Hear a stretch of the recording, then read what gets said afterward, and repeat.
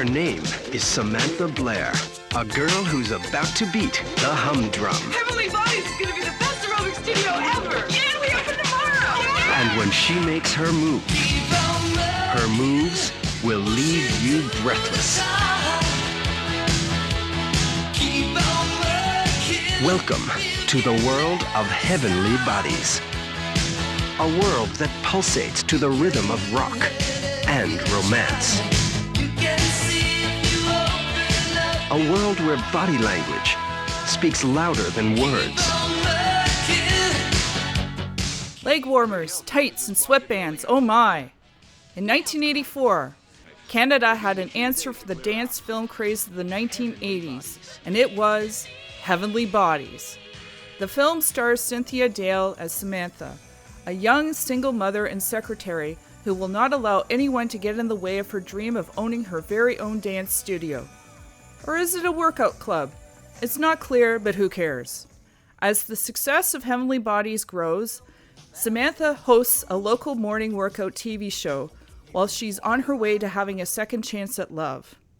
She's about to have it all when a couple of jealous, preppy snobs Why aren't you doing your jumping jacks, Jack? convince a wealthy business owner to buy Samantha's building. In case you forgot, I finance this club. With Heavenly Bodies and Samantha's dreams under the threat of destruction, she fights back with a public challenge. Here, now, on this show, on air, to a competition. The best in your club against the best in our club. If you win, we'll get out and you'll never hear from us again. But if we win,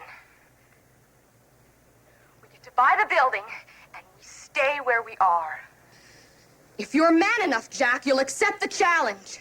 It is cheese, but it's my cheese, and I love it. Okay, Heavenly Bodies, one of your favorite films from your childhood. Oh, yeah. And why are we watching it now? It was out of print for a long time. Yep. And it recently got dusted off and cleaned up, and it got a Blu-ray release. We got right here, Heavenly Bodies on Blu-ray. So this movie went right from, I don't know, I guess it was out in the theaters in the 80s? Well, for me, it was on TV. Right. We had pay TV. Right. And following in the footsteps of Flashdance and Footloose, the hot new dance movie, Heavenly Bodies. Beautiful Sam wins her own TV show and dances her way to a successful business and a sexy affair. Do you know if it had a theatrical release? I have no idea. Or was it? I don't know. Yeah, I'm not sure either. But anyways, I don't know. It was on TV a lot in the 80s. It was. There was a VHS. Yes. Yes. Never I got didn't have it. And that was it for home video from Yes. It didn't get a DVD and didn't get a Blu-ray release until 2025. And that's it right there. So yeah, this was the first video that we bought from a company called Fun City Video, which I wasn't exactly sure, because I never bought anything from them. I wasn't sure how the packaging would turn out, but it's great. Like, they got this nice VHS, 80s style VHS artwork. Yep. And then on the inside, they gave you like this little booklet that was kind of like a little mini magazine. Yeah, almost like TV Guide or maybe an Entertainment Weekly from back then. You got a reversible cover on the other side. So it was a little pricey. It was $35-ish, which isn't too bad. How much? Worth it. But yeah, it was, the packaging and the look of, what did you think of the quality of the film, though? I thought it was okay. Yeah. It could have been cleaned up a little better. Well, you have to go, like, the original source material, 35 millimeter film. So it was, this was a budget film recorded in Toronto. Yep.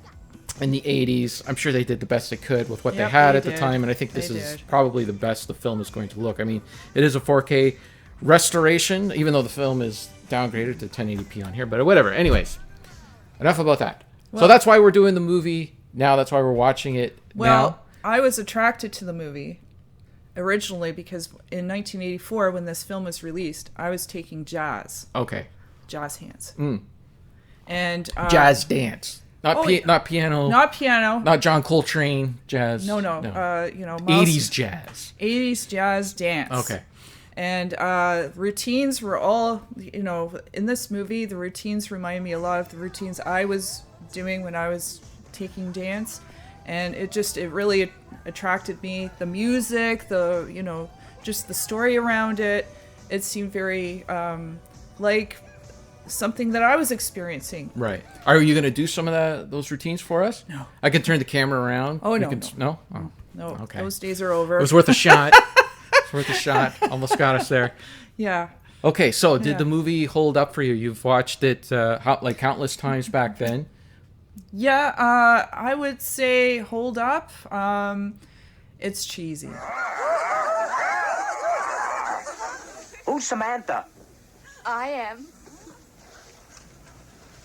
I have a gorillagram for you.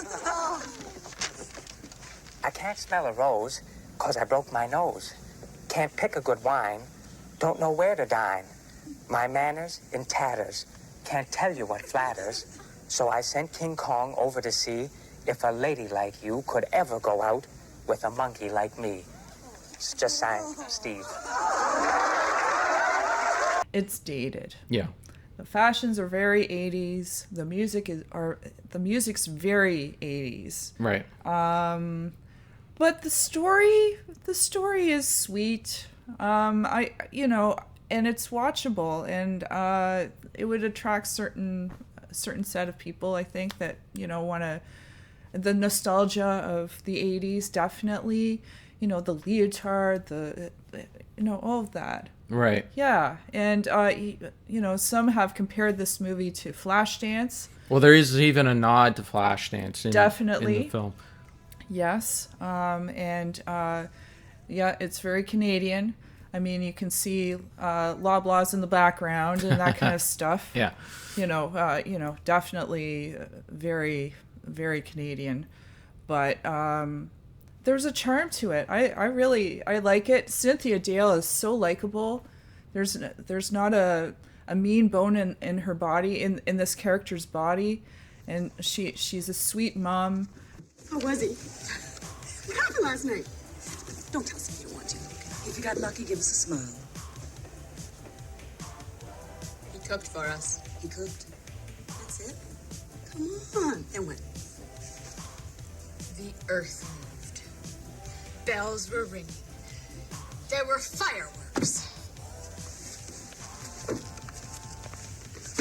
And Joel whipped his ass at snakes and ladders. She does carry the film. She does, and we should mention too that she does all of her own dancing as well. Oh yeah, she was a trained dancer, and she, I think there was a couple of flips. Like she had like some sort of acrobat, or what's that called when you're doing the gymnastics.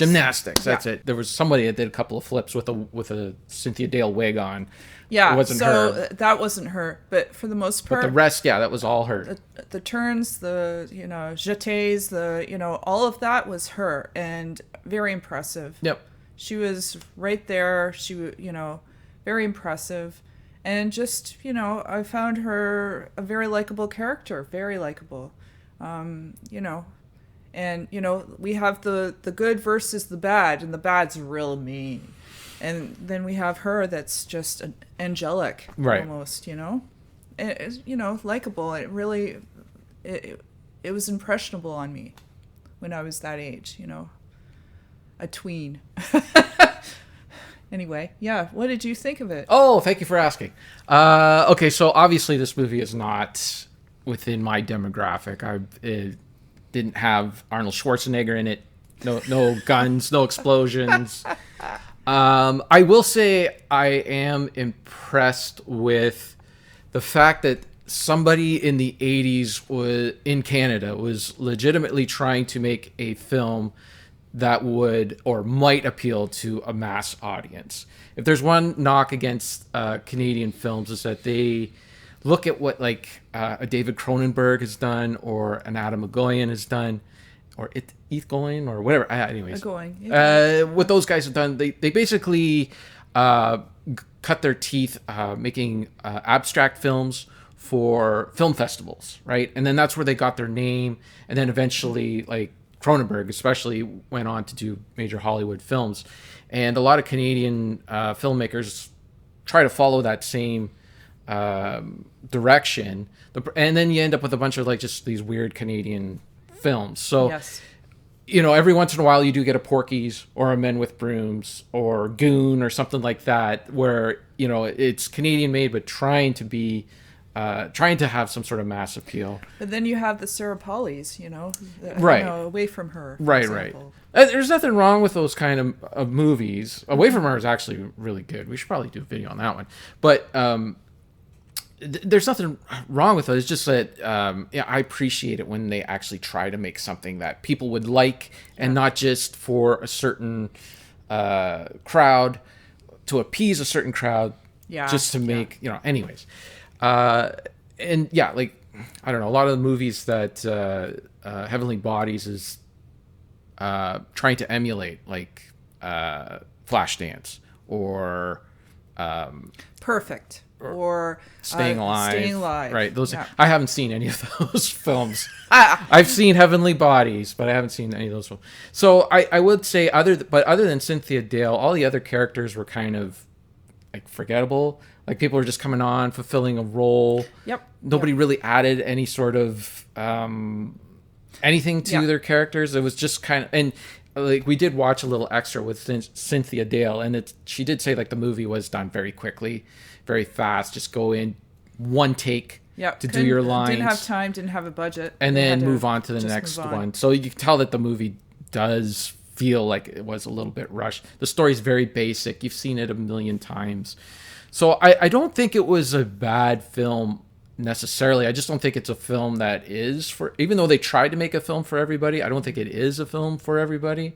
I think if you do like the other films that we mentioned, like The Flashdance and Perfect and Staying Alive, if you're a fan of those kind of movies, even Dirty Dancing, you would probably get something light, and like if you like something light and fun, there's no like real serious moments. I mean, the entire movie just devolves into like a dance competition for a building that they didn't really need. Like, she has the Heavenly Bodies name, she has the workout club, she can go and lease another building and move somewhere else. She didn't really need that. And really what she was winning was to lease the building for longer. It wasn't like she wanted to buy the building. She wanted to buy Yeah, that's right. Flat out buy the building. But the building was really like, she wouldn't have won the building. She would have won the chance of purchasing the building. Right. Yeah. She didn't. I don't even know if she had the money to. I don't know. And then the bad guys, or her enemies, like they were just kind of the preppy jealous pricks. Were I don't understand. I didn't really understood why they were in competition, because she had like a dance workout studio, and when they would go to their studio, it was like a workout club. Like they had the machines, the weight machines and all that. Sort of like the all-encompassing workout place where you had the machines, and then you also had the aerobics and all of that stuff.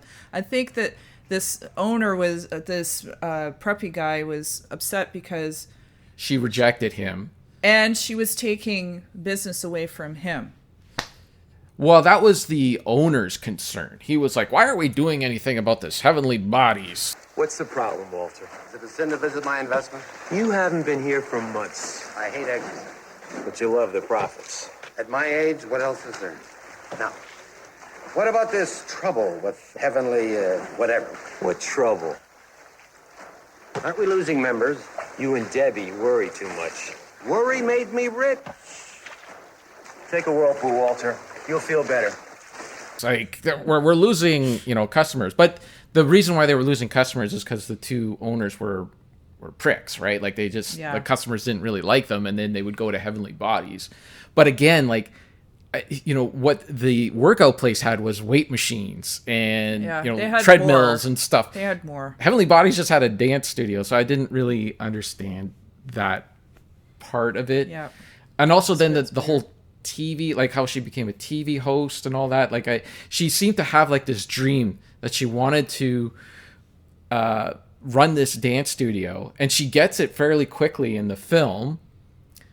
And then all of a sudden she's like, oh, I'm going to be Well, host her the friends television show. convinced her. I know, but you know? it just like, well, no, she's already doing this dance studio stuff. Yeah, don't you think that's taking energy away from? Yeah, like maybe you should be investing in getting some weight machines and treadmills so you can compete with the. Anyways. Yeah. Well. It's kind of it's a very silly premise. I don't think it's a movie for everybody, but like I said, if you're into those kind of films, you'll probably get something out of it. I'm into them. Yeah, you. You might want to say that louder. I'm into them. There you go. So. Yeah, I liked it.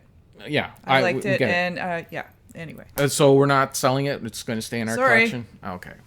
All right. Well, there you go. So there's Heavenly Bodies for you. If you need some cheesy Canadian content, Heavenly Bodies has it. Oh, what'd you think of? There was some like the nudity and stuff that's in the film. Like, did we get like an extra R-rated cut or something? Or was that? You know, I didn't remember the nudity being in there. Yeah. Okay. Oh, I did. Well, no, I didn't remember like from back in the day that. Oh, back in nudity. the day, yeah. I did. From this viewing, I remember the nudity. Of course, yeah. Of course, yeah. Kevin. Of course. Okay. All right. I guess that's it. Yeah. Okay. Thank you everyone for watching this video. We're gonna do another one soon. So. See you next time. Goodbye. Bye.